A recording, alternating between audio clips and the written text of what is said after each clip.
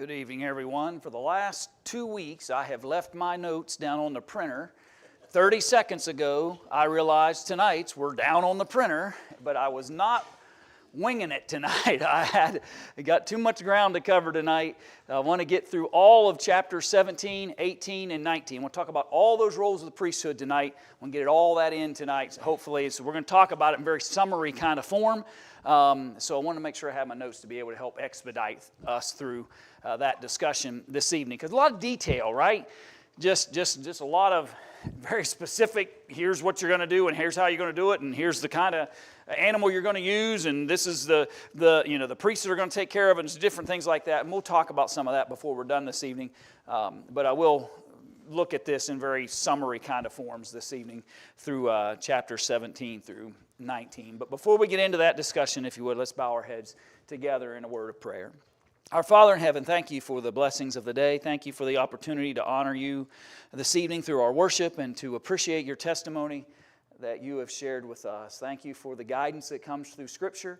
Thank you for this history that you have provided for us that we can understand how you addressed your people in those days that led to the time that Jesus would ultimately come. And we're thankful for the fulfillment that is found in Him and the privilege that we have to come to know you through Him. Guide us in our study tonight. Strengthen us in every righteous endeavor. And we pray all these things through thy Son's name. Amen. Okay, so jump right in here to chapter 17 with me. And like I said, I'm going to bounce this a little bit. I'm not obviously going to read verse by verse, or I'm going to read some sections here and there. I'm going to point you to a couple verses here and there as we go through it. But I think we can summarize really what's happening in these particular chapters. But let me just remind you, though, before you get into chapter 17, what happened in chapter 16? Who got questioned in chapter 16?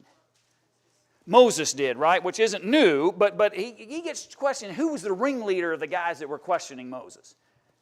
Korah, right? That was Korah, and he'd gotten himself pretty good posse of folks supporting him in this idea that Moses didn't really bear all the authority, and so Moses says, "We'll fix this, right? Get you 250 guys, bring them down to the censers down here before the tabernacle." Call the other guys to come. They wouldn't come. Moses basically says, if you die a natural cause, then I'm not the leader. If the earth swallows you up, then that's God speaking. And we know what happened, right? The earth swallows part of them up. The 250 get burned with fire that comes out of the tabernacle. And the evidence is clear. Chapter 16, really, the conclusion is, who's in charge? God's in charge, and who's his leader? Moses, right? That's the conclusion they need to make. But we've got another leader involved, and we've got to validate him too. And who's that? Aaron, and that's what chapter 17 is about. Chapter 16 was about validating Moses. He's in charge. Chapter 17 is about Aaron is his right hand, and he's going to be in charge of the priesthood and the Levites, and they're going to use a different test here in chapter 17 in order to evidence the fact that Aaron is the chosen person to stand beside Moses through this process. So basically God tells Moses, go get 12 whom? Leaders, right? And take a what from each of them? Grab a rod or staff from each of them and bring them before the tabernacle, right? And so to represent the Levites, whose staff does he get? Aaron's. Okay, so in order to make this test, so these tribes will realize that the Levites, and in particular through the leadership of Aaron, have a peculiar role in God's scheme. Here's the test, if you will, that we're going to use. All of them brought a staff, including Aaron. Notice with me verse 5, chapter 17. It shall come to pass that the man's rod whom I shall choose shall blossom, and I will make to cease from me the murmurings of the children of Israel, whereby they murmur against you. Okay, so we've already proven Moses, chapter 16. Now we're going to prove Aaron. We've got to put a stop to what? All this murmuring and complaining. We got to put a stop to this. And here's how we're going to do it. Where everybody's going to bring a staff, but the one that blossoms. That would be kind of an unusual thing to see, wouldn't it? Now, the staff is going to be made of wood, right? And so at one point, it was a living, breathing, thing, but not in the form that it was in. And it's going to blossom, and the one that does is going to be the one that is going to be the evidence of who God has chosen in relationship to that. Verse 8. So it comes to pass that on the morrow Moses went into the tabernacle of witness, and behold, the rod of Aaron for the house of Levi was budded, and brought forth buds, and bloomed blossoms, and yielded almonds. And so here's this scene, right? And the question you had, and I apologize, I should have read it first. What was the significance of the budding of Aaron's rod?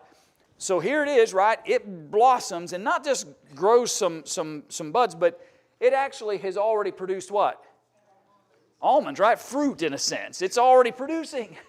This rod that was just a stick just prior has now begun to blossom and actually bear fruit in evidence that Aaron is Moses' right hand. And so the question that was asked, what was the significance of the budding of Aaron's rod? What is that significance?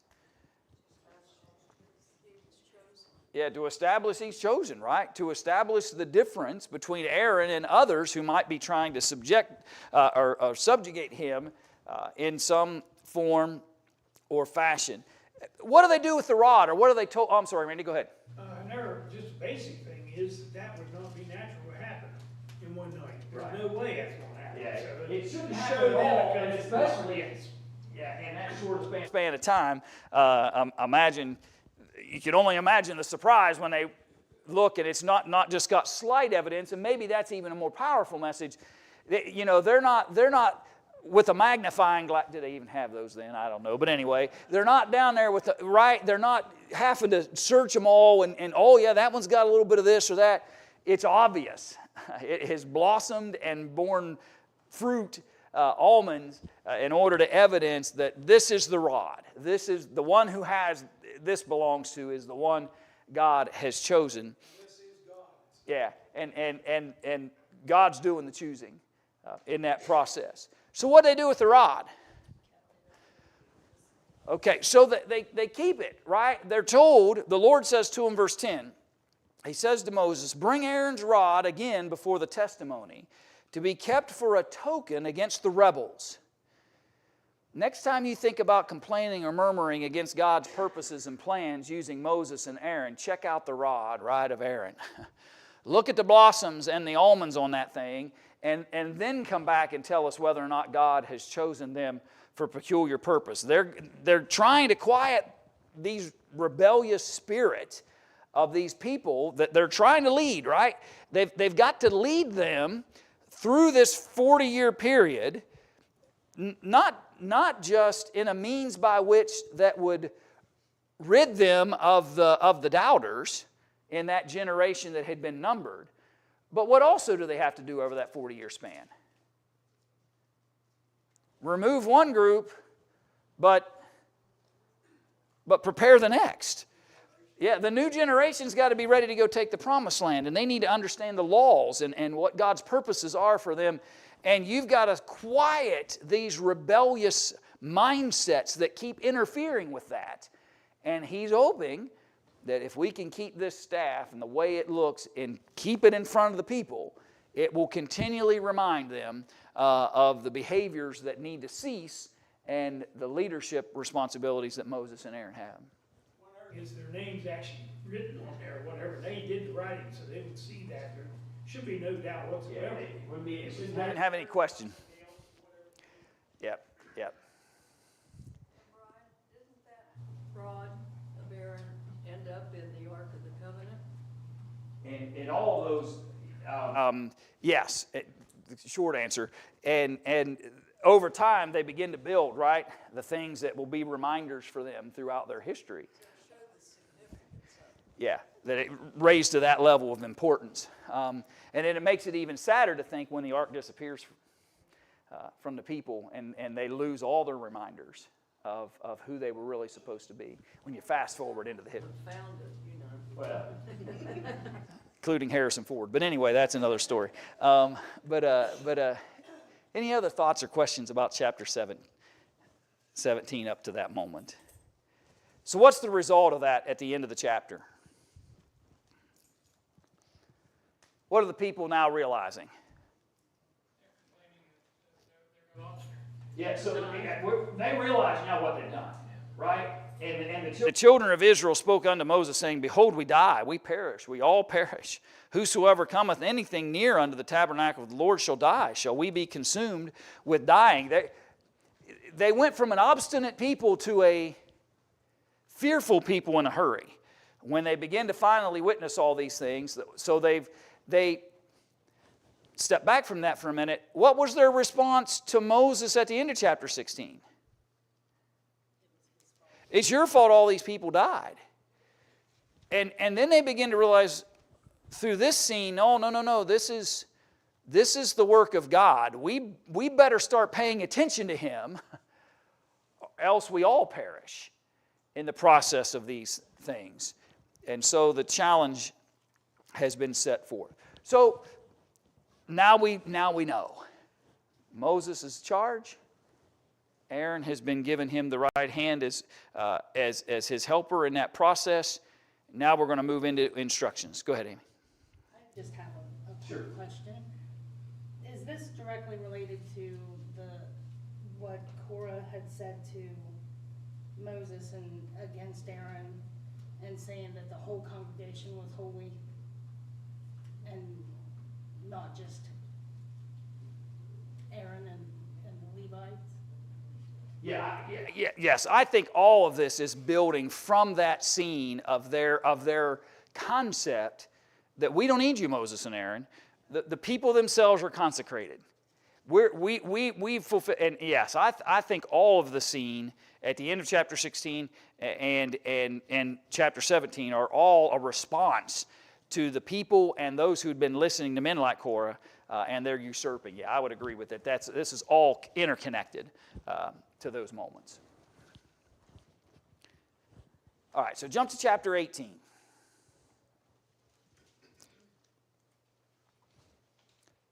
So we're going to give some duties of the priests and of the Levites. And here's the simple question. Well, let me ask the question that's on the lesson sheets. He asked a generic question. What was the duty of the priests and Levites? Let me ask a few maybe sub-questions under that. Were the responsibilities different from the priests and the Levites, or were they all one and the same? They're different. And what was the distinction? What allowed for somebody to be a priest and somebody that was just a Levite? Okay. So the priest, right? They were directly connected to Aaron and his sons, right? That's the family line that the priests, the specific priest in the role that they would fulfill, that's where they would come from.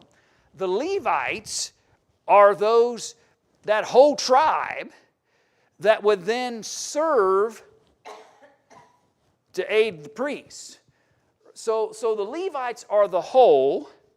The priests are a very specific line that have very specific duties as it relates to the sanctuary and the holy things and the offerings and the various things that we're going to. So God is beginning. He's already referenced some of these things if you look at some of the history and then you kind of combine some of those historical narratives.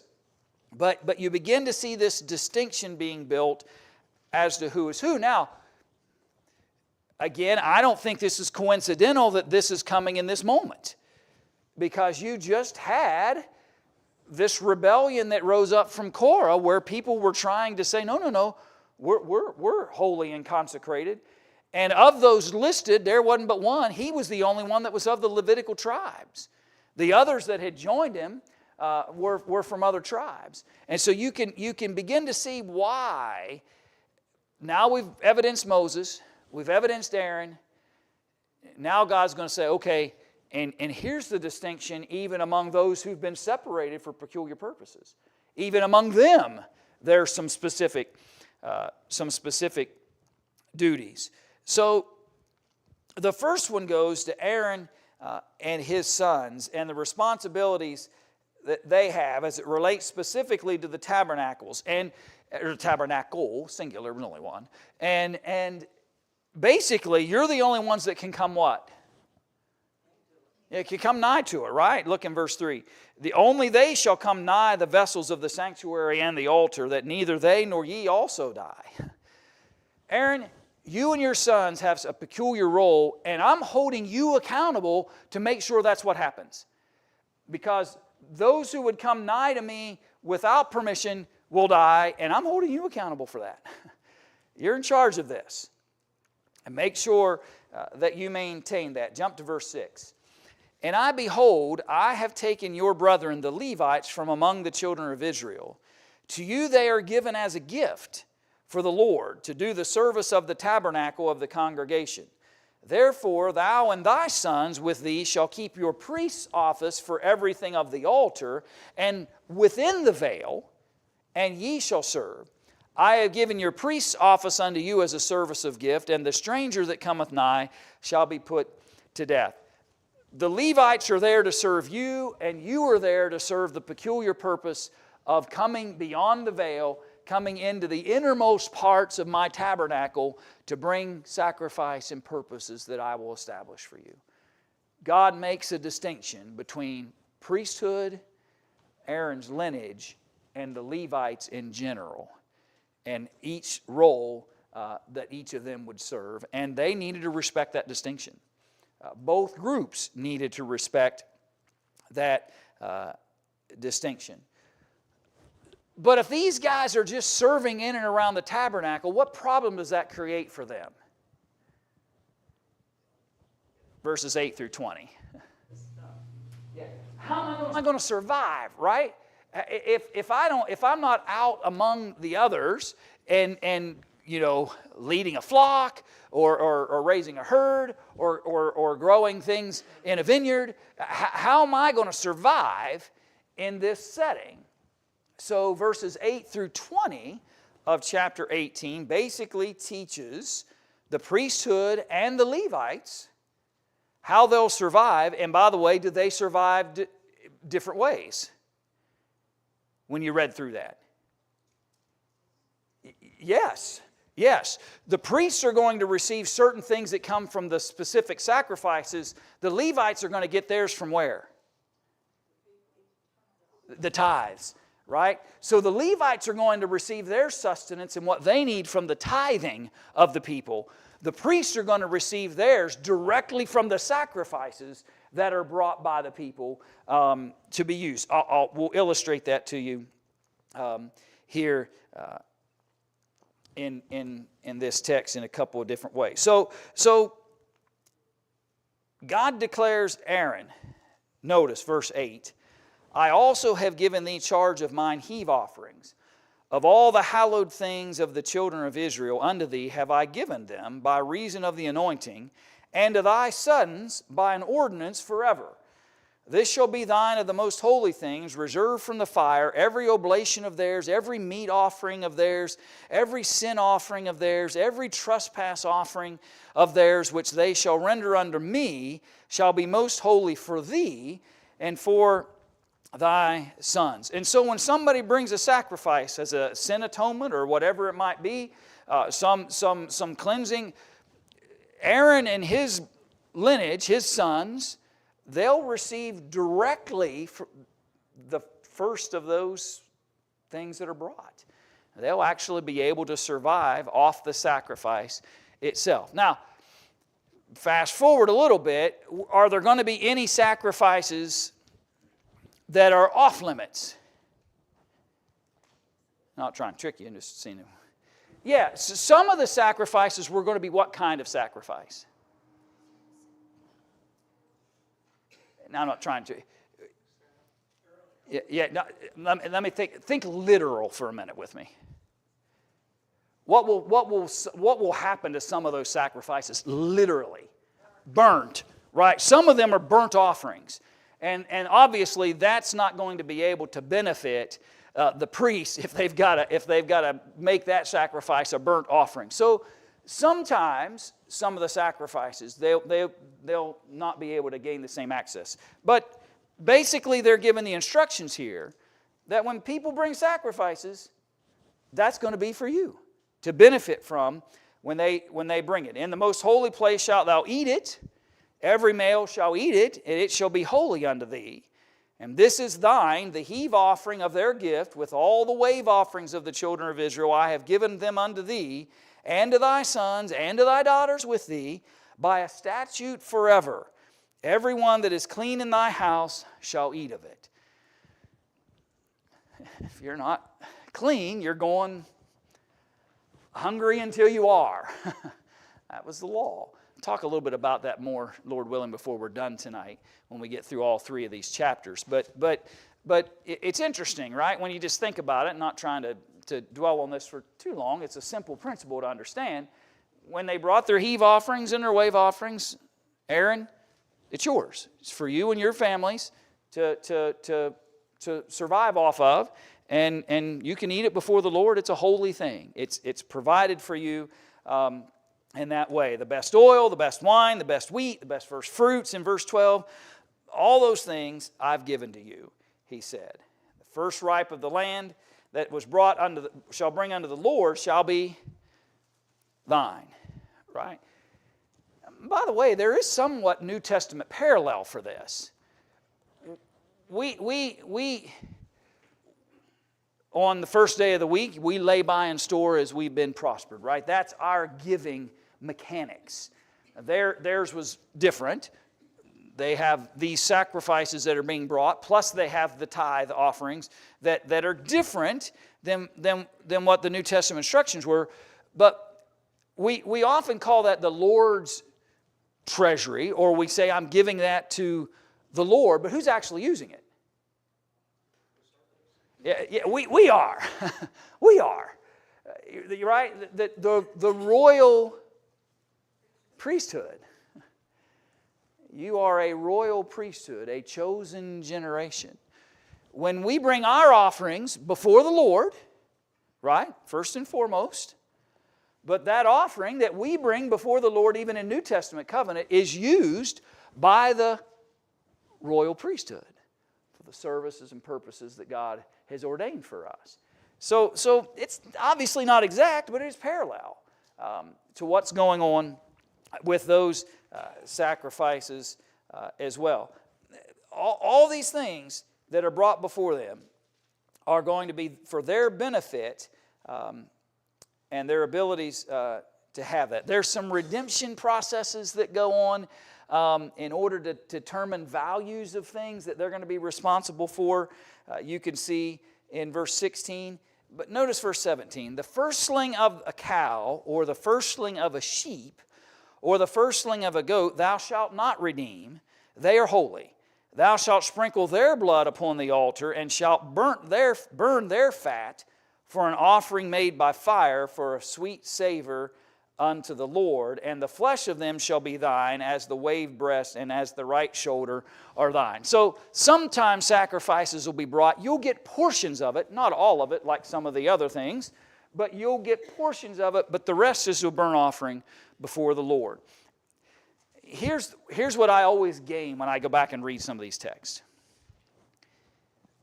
God isn't leaving them any decision making here, right? He's really not. He's telling them exactly what they will do.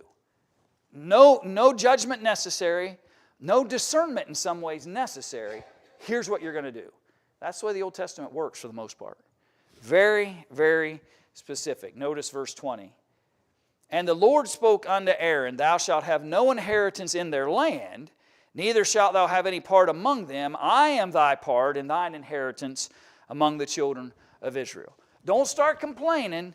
Tell you and your sons not to start complaining because you don't have a nice plot of ground out here with a nice vineyard like somebody else in another tribe.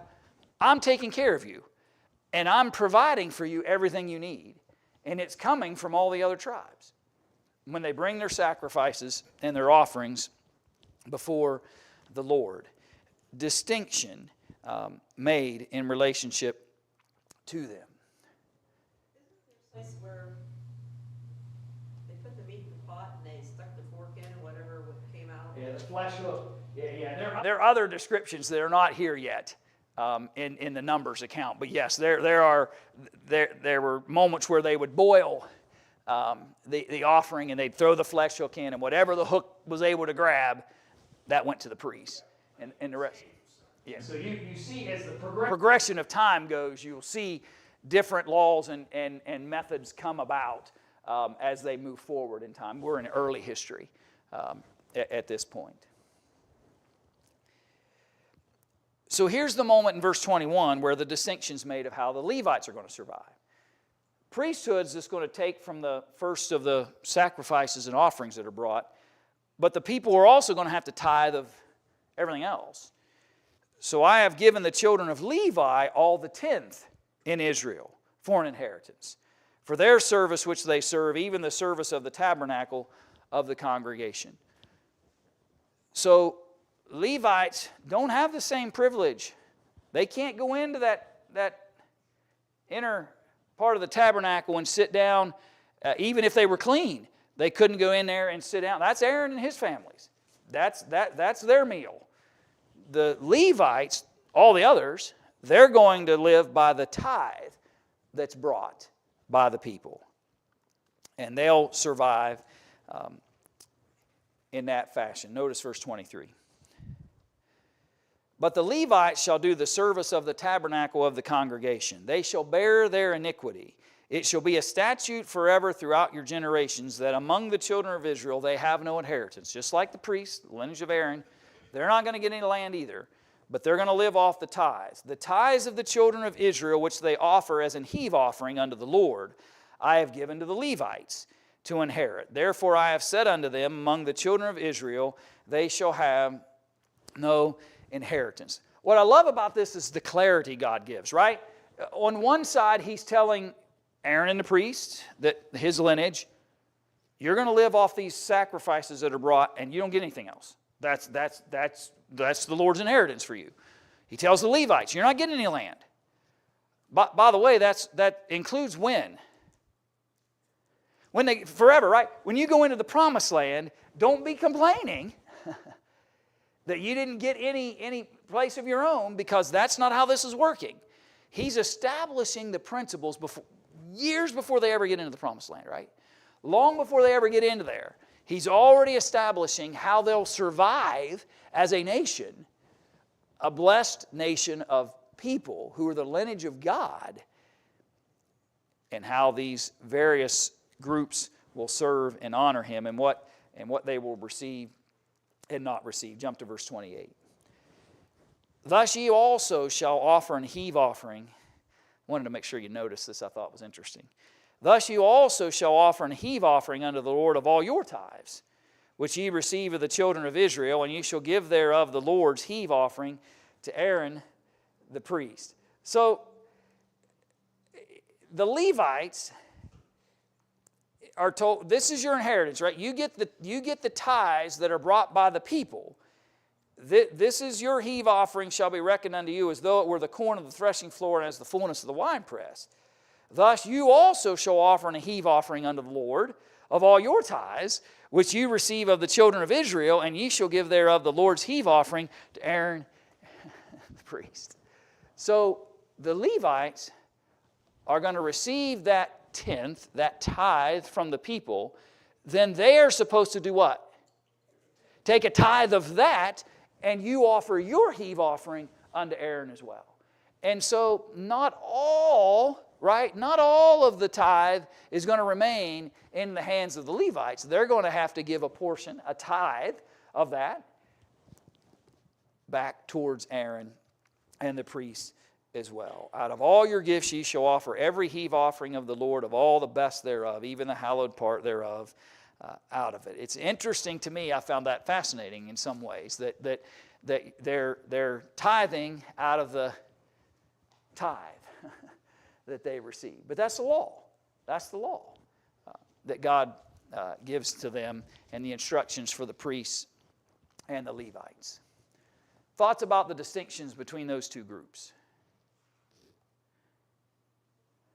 Okay, so chapter 19. Little different, right? Little different kind of conversation. but an important one nonetheless. These are the laws concerning purification. Etch it into your mind. It was a primary focus of God to keep the people pure. It was a highly distinctive purpose that God has, because who are they bringing? His Son, right? His only begotten is going to come through this heritage. And it is fair, it is understandable, it makes sense that God place upon them, because of this privilege, the importance of maintaining purity.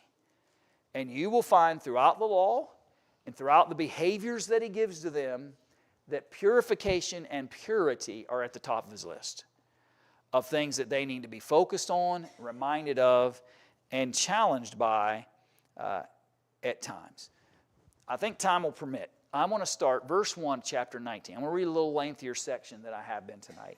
But I just want you to think about it, because I think if I read it, we read it together here, we won't have to comment too much. I think we'll get it. So the Lord spoke unto Moses and unto Aaron, saying, This is the ordinance of the law which the Lord hath commanded, saying, Speak unto the children of Israel that they bring thee a red heifer without spot, wherein is no blemish, and upon which never came yoke. The part of that, by the way, I said a few comments, here I go. But the easiest part of that, by the way, is the red part. That was the most common, okay, among the herds. That was the most common of color among the herds. So that was the easiest part. What isn't easy is that heifer has to be what? Without spot. It's got to be perfect, without spot, no blemish, and it can't ever have been put into work, right? It can't ever have borne the yoke. You shall give her unto Eleazar. Who's that? It's one of Aaron's sons, right? That's Eleazar, the son of Aaron, one of the priests, that he may bring her forth without the camp, and one shall slay her before his face. And Eleazar the priest shall take of her blood with his finger, and sprinkle of her blood directly before the tabernacle of the congregation 7 times. And one shall burn the heifer in his sight, her skin and her flesh, and her blood, with her dung shall we burn. We're burning what? All of it, right? And the priest shall take cedar wood and hyssop and scarlet and cast it into the midst of the burning of the heifer. Then the priest shall wash his clothes, he shall bathe his flesh in water, and afterward he shall come into the camp, and the priest shall be unclean until that night, until the even. And he that burneth her shall wash his clothes in water, and bathe his flesh in water, and shall be unclean until the evening. And a man that is clean shall gather up the ashes of the heifer, and lay them up without the camp in a clean place, and it shall be kept for the congregation of the children of Israel for a water of separation. It is a purification for sin. And he that gathereth the ashes of the heifer shall wash his clothes and be unclean until the evening. And it shall be unto the children of Israel and unto the stranger that sojourneth among them for a statute forever. I read all that just to get the picture, right? How important is maintaining purity? Well, the priest has got to be clean when he gets there, and he'll do one part, and then he's going to go purify himself, and he's going to remain unclean, out of the picture, until the evening comes. Another guy's going to come, he's going to burn the heifer, and that guy's got to be clean, and then he's got to go purify himself, and he's going to stay unclean until the evening time. Then another guy's going to come, he's going to take those ashes, he's going to take it to the water purification part, and he's going to take care of his side of that, then he's going to go wash, and he's going to remain unclean until the evening. How important is purification to God? Pretty important. Pretty important. And I know we can get lost in all the details, right? Don't get lost in the details, just understand what's going on here. Purification is important to God. And this offering's for what purpose? Sin, right? Notice verse, it is a purification for sin. Well, then it would make sense if I'm trying to find a pathway to cleansing for sin, then I want to be clean in which when I'm doing that, and I want, right? If it's about purification, then God wants the symbol of purification to be involved from start to finish in relationship to this offering. And so very, very specific as it relates to the laws concerning this sin offering for the purpose of purification. So what other laws are listed here? I should have asked you that. I apologize. I keep running ahead of the questions in your lesson sheets. Okay, so the next part he talks about, right, about purification is when you come in contact with dead bodies. And again, all of this is still about purification. Rather than reading all of it, let me jump you down to verse 17. And we'll get the picture from this one block of verses. For an unclean person, they shall take of the ashes of the burnt heifer of purification for sin, and running water shall be put thereto in a vessel. And a clean person shall take hyssop and dip it in the water, and sprinkle it upon the tent, and upon all the vessels, and upon the persons that were there, and upon him that touched a bone, or one slain, or one dead, or a grave. So, go get some of those ashes of that heifer we burnt, add it to the purification water, right? And remember, we burned that all of it earlier in that description. Then this clean person is going to go and he's going to take a hyssop. He's going to dip it in the water. He's going to sprinkle the tent to purify everybody that happened to be there when that fella passed away. We're going to cleanse everybody that may have come in contact with this. If it was a tent, if it's a single person, whatever it might be, fellow that touched a bone, someone that was slain out in the field where he was at, somebody comes by a grave they didn't realize was there, we're going through the purification process for them. The clean person shall sprinkle upon the unclean on the 3rd day, and on the 7th day, and on the 7th day he shall purify himself, and wash his clothes, and bathe himself in water, and shall be clean at evening. So he's going to bring this hyssop, water with the ashes, sprinkle it on the people on the 3rd day, on the 7th day, and also on that 7th day, he will purify himself and wash his clothes, bathe himself, and he'll be clean then, or so that he can be clean at eventide when that comes. The man that shall be unclean and shall not purify himself, that soul shall be cut off from among the congregation, because he hath defiled the sanctuary of the Lord, and the water of separation hath not been sprinkled upon him, he is unclean. Do you think they're probably going to run into a stubborn fella here or there?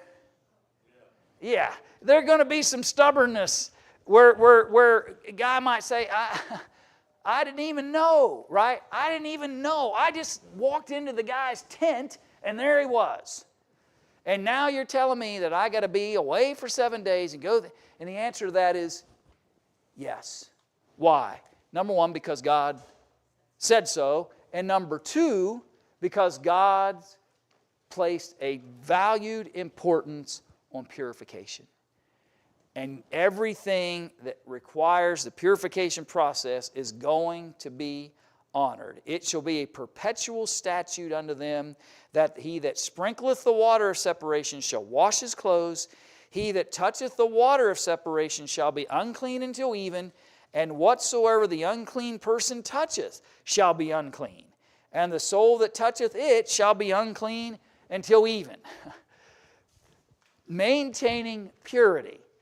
That's the messaging here. There's lots of details, lots of instructions, lots of sacrifices, lots of ashes and mingled with water and hyssop and all kinds of manner of instructions. And I'm always reminded then when I read through the sections like this of thoughts that, like the Apostle Paul shared when he said that old law was perfect, if there ever was a law that was perfect for keeping men, but it was also impossible at the same time. It was challenging to be able to keep it perfectly. And you see it, right? God's effort to maintain purity required a lot of restrictive processes, a lot of laws governing what they should do, when they should do it, how they would do it, who can do it, right? All of those things we struggle with, but just remember there's a reason. And really, at this point, the peculiar and in some ways singular reason is to maintain purity among the people. And that will be a recurring theme throughout God and His people's history from that point forward. It will just continue and continue moving forward. Lord willing then, Sunday we'll come back and pick up in chapter 20. And for all you doubters, I made it. I made it. Yeah, you'd have. Well, you had to write it down, right? Some way to remind it. No, I get you. You'd have to really, really think hard to maintain and remember all exactly what was going to happen and when. Yeah. Well, they would be trained because this is their job, right? This is who we are as the Levites and the priests, and the training process would have been rigorous, I'm sure. Appreciate all that.